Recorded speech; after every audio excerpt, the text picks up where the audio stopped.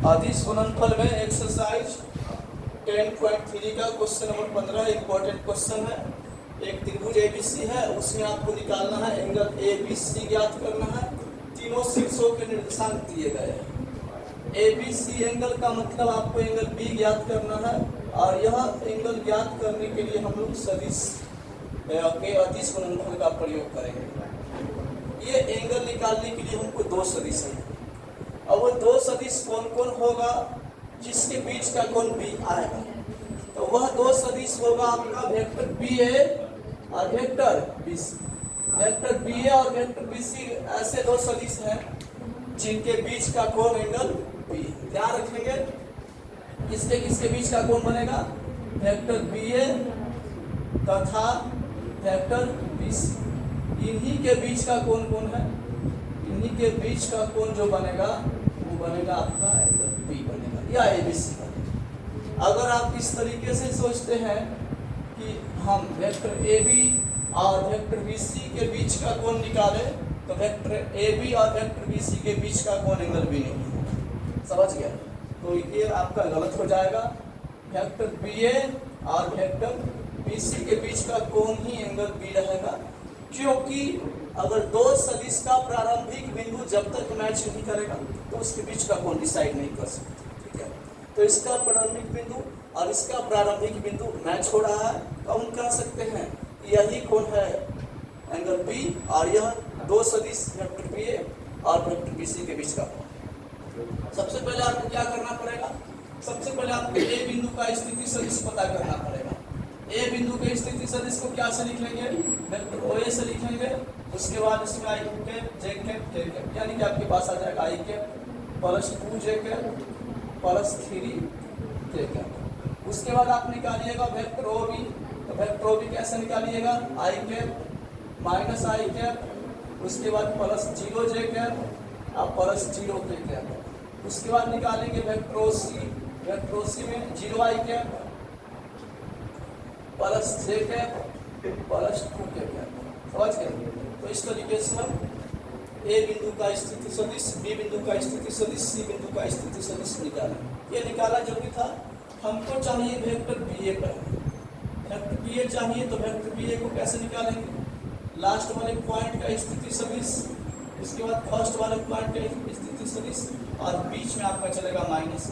थोड़ा सा आगे बढ़ जाएंगे तो वेक्टर ओ ए के स्थान पर हम लिख सकते हैं, यहाँ ओ ए दिया हुआ है आई के प्लस 2 जे के प्लस 3 के कैप। उसके बाद माइनस वेक्टर ओ बी, यहाँ पर हम निकाल चुके हैं। वेक्टर ओ बी में आपके पास क्या दिया है, माइनस आई के प्लस 0 जे के प्लस 0 के कैप। आगे बढ़ जाइएगा तो वेक्टर बी ए का जो मान आएगा आपके सामने आ जाएगा आई कैप प्लस 2 जे कैप प्लस 3 के कैप, और ये माइनस माइनस हो जाएगा प्लस, बाकी वाले को छोड़ देंगे 0 होने के कारण। और अब आप वेक्टर बी ए का मान आ चुका है कितना, आई कैप और आई कैप मिला के 2 आई कैप आया है प्लस 2 जे कैप और उसके बाद 3 कैप। ये आपके सामने निकल गया वेक्टर बी ए निकल गया। अब इसी टाइप से हम क्या निकालेंगे, वेक्टर बी ए निकल गया तो हम एक काम करते हैं, वेक्टर बी सी भी निकाल लेते हैं यही साइड में।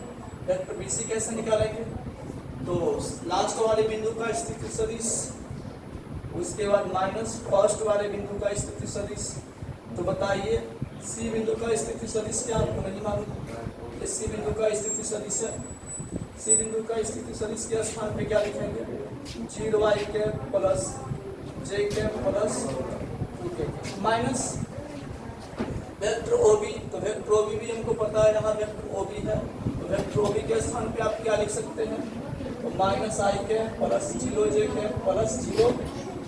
थोड़ा सा आगे बढ़ जाएंगे तो वेक्टर बी सी बराबर आपके पास क्या मिलेगा, कि आपके पास 0 आई के प्लस जे के प्लस 2 के कैप, या आपके पास माइनस माइनस प्लस आई के, बाकी 0 वालों को छोड़ दीजिए।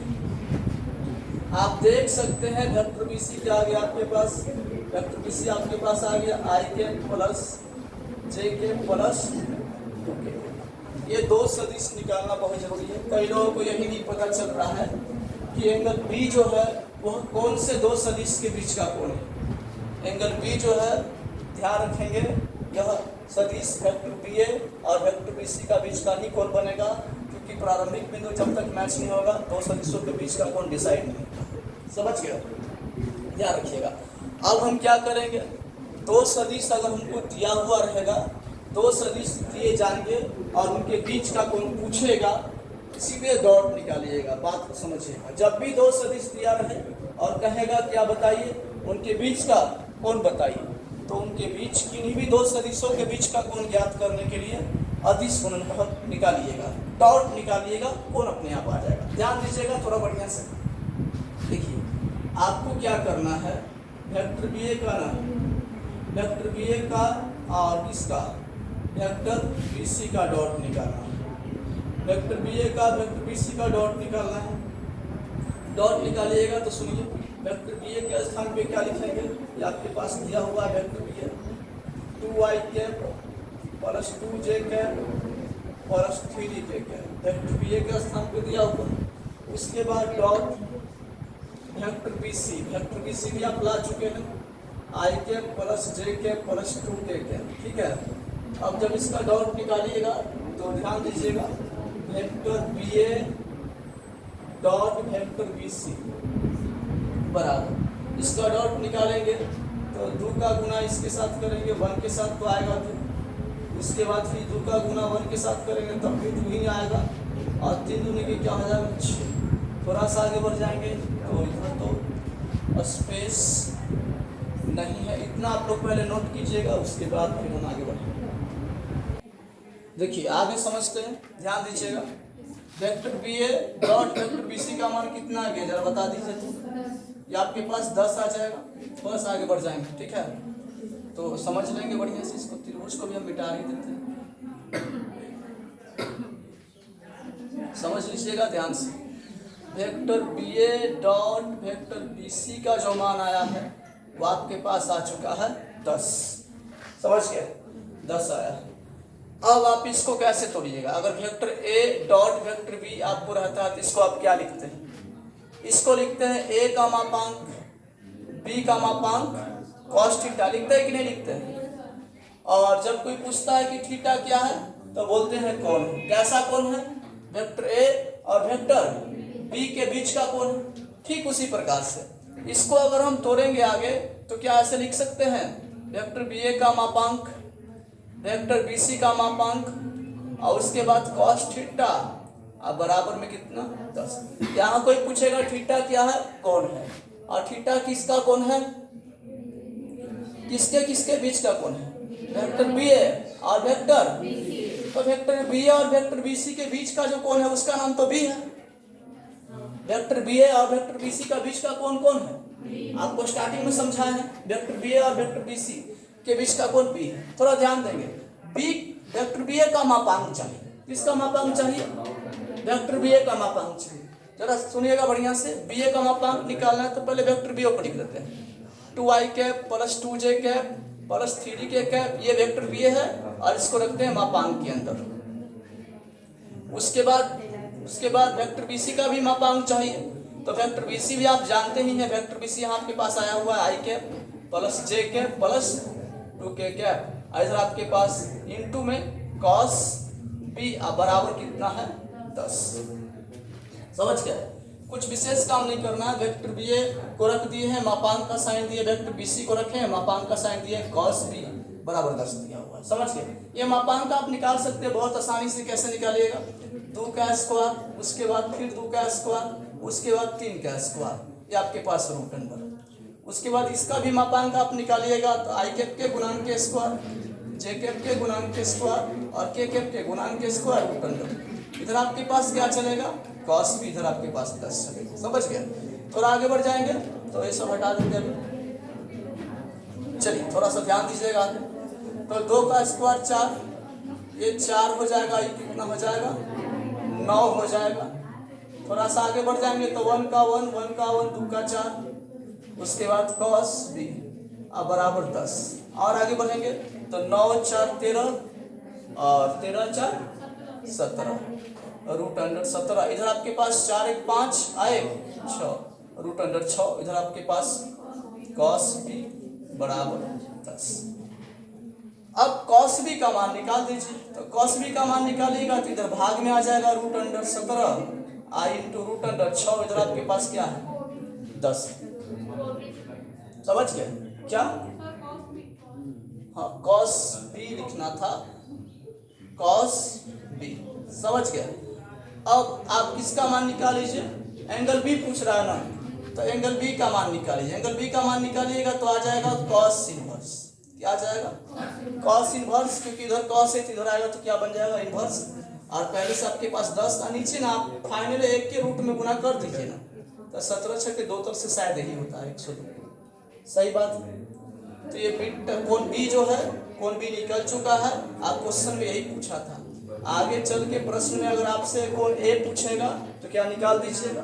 जैसे मान लीजिए कि आपको इधर हम बताते हैं थोड़ा, ये कोई त्रिभुज एबीसी है, समझ गए।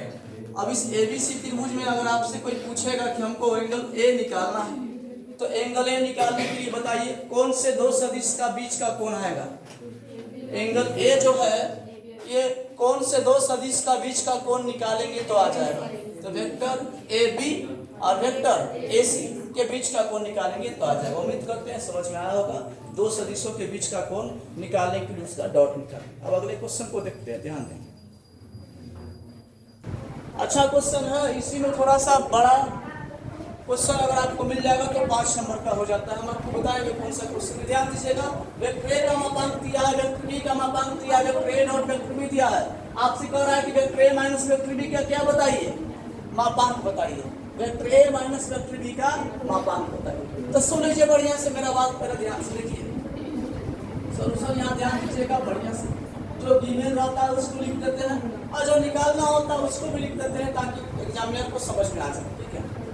Vector A minus vector B का क्या पूछा है, मापांक पूछा है। Vector A minus vector B का क्या पूछा है। आप सीधे ना इसका स्क्वायर निकालिए। पूछेगा मापांक लेकिन निकालेगा क्या, स्क्वायर। पूछेगा मापांक, क्या निकालेंगे, स्क्वायर निकालेंगे। आप ही बताइए ना, वेक्टर ए के मापांक के स्क्वायर होता है तो इसको वेक्टर ए के स्क्वायर लिख सकते हैं कि नहीं लिख सकते हैं कि नहीं लिख सकते हैं। तो यहाँ पर हम क्या ऐसे लिख सकते हैं, vector A minus vector B का स्क्वायर। यस या नो लिख सकते हैं, यस या नो बिल्कुल लिख सकते हैं। अभी होल स्क्वायर तोड़ना आपके लिए बहुत आसान काम है। ए स्क्वायर प्लस वेक्टर बी का square minus 2 vector A dot vector बिल्कुल नहीं। बताइए सोच के, इसी को बोल सकते हैं मापांक के स्क्वायर। हम बताए थे कि वेक्टर ए का स्क्वायर रहेगा तो वेक्टर ए के मापांक का स्क्वायर लिख सकते हैं। यस या बिल्कुल लिख सकते हैं। उसके बाद प्लस वेक्टर बी के मापांक का स्क्वायर लिखा जा सकता है minus. Vector A dot vector B हम डायरेक्ट भर देते हैं तो दिया हुआ ही है। कितना दिया, अच्छा। थोड़ा आगे बढ़ जाएंगे तो आपको ये भी डाटा पता है। ये डाटा कितना है, 2, तो 2 का स्क्वायर। ये डाटा कितना, जल्दी बताइए। तो 3 का स्क्वायर माइनस 8।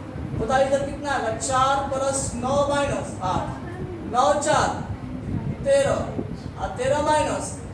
फाइनली बताइए कितना आ गया, 5। लेकिन आया क्या, vector A minus vector B के मापांक का स्क्वायर आया है। लेकिन आपको क्या निकालना है बताइए, आपको क्या निकालना है, आपको निकालना है vector A minus vector B का मापांक। तो सुन लीजिए, इधर स्क्वायर है तो इधर क्या बन जाएगा, इधर बन जाएगा रूट। और आंसर आपके पास कितना आ जाएगा। उम्मीद करते हैं समझ में आया होगा और जल्दी से इसको आप लोग नोट कीजिएगा। ये सेम टाइप का प्रश्न है और इसका जवाब आप खुद से देने का प्रयास करेंगे। ये क्वेश्चन आपसे हो सकता है 5 नंबर में पूछे। समझ गया, यस, काफी बढ़िया क्वेश्चन है और ध्यान से सुनिएगा। आप वेक्टर ए का मापांक दिया है, वेक्टर बी का मापांक दिया है, वेक्टर सी का मापांक दिया है और vector A plus vector B plus vector C बराबर क्या दिया, 0 वेक्टर आपसे पूछ रहा है। Vector A dot B vector B dot A dot B plus B dot C dot A का क्या बताइए, मान बताइए। ध्यान दीजिएगा, आप पहले चलिएगा vector A plus vector B plus vector C के मान से चलिएगा। ये मान कितना दिया है, समझ गया, क्लियर है। अब आप इसमें दोनों तरफ क्या ले लीजिए, मोड ले लीजिए। मतलब आप vector A plus vector B plus vector C का मापांक निकालिएगा तो क्या लिखिएगा बताइए। Vector A plus vector B plus vector C का मापांक निकालिएगा तो इसको आप लिख सकते हैं, इसका मान क्या भर सकते हैं, इसका मान तो दिया हुआ है, जीरो वेक्टर लिख सकते हैं कि नहीं, यस या नो, इतना लिखा जा सकता है, बिल्कुल लिख सकते हैं। आगे बढ़िएगा तो vector A plus vector B plus vector C का मापांक बराबर, देखिए जीरो वेक्टर का मापांक मतलब जीरो वेक्टर की लंबाई, और जीरो वेक्टर की लंबाई कितना होगा, जीरो हो जाएगा, समझ गया। अब आप दोनों तरफ क्या कर लीजिए, वर्ग कर लीजिए, दोनों तरफ स्क्वायर कर लीजिए, तो दोनों तरफ स्क्वायर कर लीजिएगा तो vector A plus vector B plus vector C के मापांक के स्क्वायर लिखिएगा, इधर आपके पास जीरो का स्क्वायर कर दीजिएगा, बगल में लिख दीजिएगा, दोनों तरफ क्या करने पर, दोनों तरफ वर्ग कर, बात समझ गए। इसी को आप क्या लिख सकते हैं बताइए, इसी को बोल सकते हैं vector A plus vector B plus vector C के ऐसे स्क्वायर बोल सकते हैं क्या, अब बराबर जीरो, यस या नो। आप सुनिए बढ़िया से, क्या आप ऑन स्क्वायर नहीं तोड़ दीजिएगा, यस या नो, तोड़ दीजिएगा तो क्या लिखिएगा, ए का स्क्वायर प्लस बी का स्क्वायर प्लस सी का स्क्वायर प्लस 2ab, याद है सबको, प्लस 2bc प्लस 2c है अगर आपके पास। इसको आप क्या लिख सकते हैं, मापांक के स्क्वायर, मापांक के स्क्वायर, इसको क्या लिख सकते हैं, मापांक के स्क्वायर, इसको आप लिख सकते हैं वेक्टर सी के मापांक के स्क्वायर, ठीक है। इसमें से आप क्या कॉमन कर सकते हैं, तो क्या बचेगा, vector A dot vector B plus vector B dot vector C plus vector C dot vector A, दो कॉमन कर लीजिएगा तो ए डॉट बी दो कॉमन हो जाएगा, बी डॉट सी दो कॉमन हो जाएगा, सी डॉट ए बचेगा बराबर। अब इसमें केवल मान बिठा देना, आंसर आ जाएगा। बताइए मापांक ए का कितना दिया है, 3, तो 3 का स्क्वायर, बी का मापांक कितना दिया है, 6 का स्क्वायर, सी का मापांक कितना दिया है, 4 का square, plus 2 into vector A dot vector B plus vector B dot vector C plus vector C dot vector A बराबर हो जाएगा कि नहीं हो जाएगा। अब बताइए 3 का स्क्वायर 9 और 6 का, इसका 9 और इसका 36, इसका 16, तो ये कितना आएगा फाइनल बता दीजिए, इसका 9 और इसका 36, इसका 16 कितना आएगा, 51, 61, 6 6 12 और 12 9 21, हाथ में 2, 3 1 4 अधू 6, यानी कि 61 आ जाएगा, क्या आ जाएगा 61, अब plus 2 into vector A dot vector B plus vector B dot vector C plus vector C dot vector A बराबर 0 हो गया। इधर क्या में चला जाएगा, माइनस में चला जाएगा, क्या बचेगा इधर आपके पास 2 into vector A dot vector B plus vector B dot vector C plus vector C dot vector A, समझ गया। अब बताइए आपको इधर 2 गुना में, तो इधर 2 क्या में आएगा, भाग में चला है, इधर आपके पास क्या बचेगा, वेक्टर ए क्या, हाँ इधर देखिए ध्यान से, इसको समझते इधर समझते देखिए, 2 इधर क्या में आ जाएगा, 2 इधर आ जाएगा भाग, समझ गया। अब पहले से था -61, इधर क्या बच जाएगा, तो बचेगा vector A dot vector B plus vector B dot vector C plus vector C dot vector A बराबर कितना आ जाएगा, -61, ये थोड़ा हड़बड़ में बनाना पड़ेगा, क्या आप लोग इस टाइप का क्वेश्चन बना दीजिएगा। Vector A plus vector B plus vector C बराबर 0 किया है, उसका मोड निकालेंगे, 0 से इसका मापांक 0 आएगा, होल स्क्वायर कर लेंगे, होल स्क्वायर कर देंगे, मापांक का मान बैठा, समझ गया। तो इसको नोट कर लीजिएगा और आज की वीडियो में